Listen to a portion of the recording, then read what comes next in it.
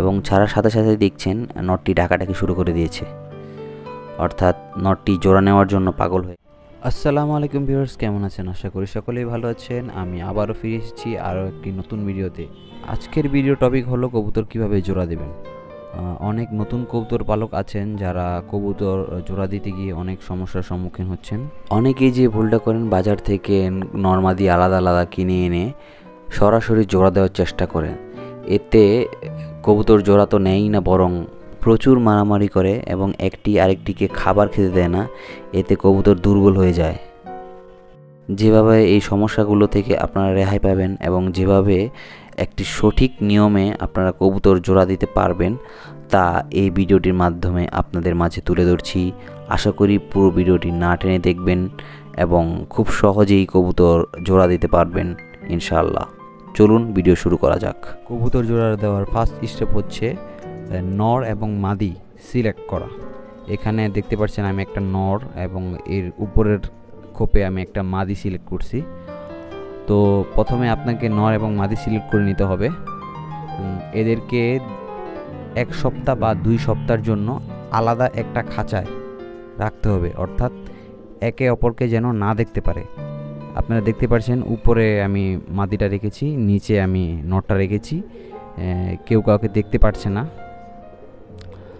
তো 1 সপ্তাহ বা 2 সপ্তাহের জন্য এইভাবে আলাদা করে রাখতে হবে। এভাবে কবুতরকে 1 থেকে 1.5 সপ্তাহ আলাদা করে রাখতে হবে। রাখার পর যে কাজটি করতে হবে, 1 সপ্তাহ পর 2টো কবুতরকে পাশাপাশি রাখতে হবে। এভাবে 2টো কবুতর পাশাপাশি রাখতে হবে। আপনারা দেখতে পাচ্ছেন নটটা জোড়া নেওয়ার জন্য খুব অ্যাগ্রেসিভ হয়ে যাচ্ছে। এখানে দেখছেন একটি মাদি।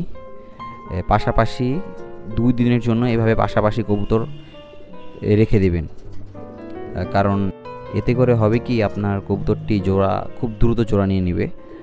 দেখতে পাচ্ছেন নটটি দীর্ঘদিন যাবৎ একটি আলাদা খাঁচায় ছিল।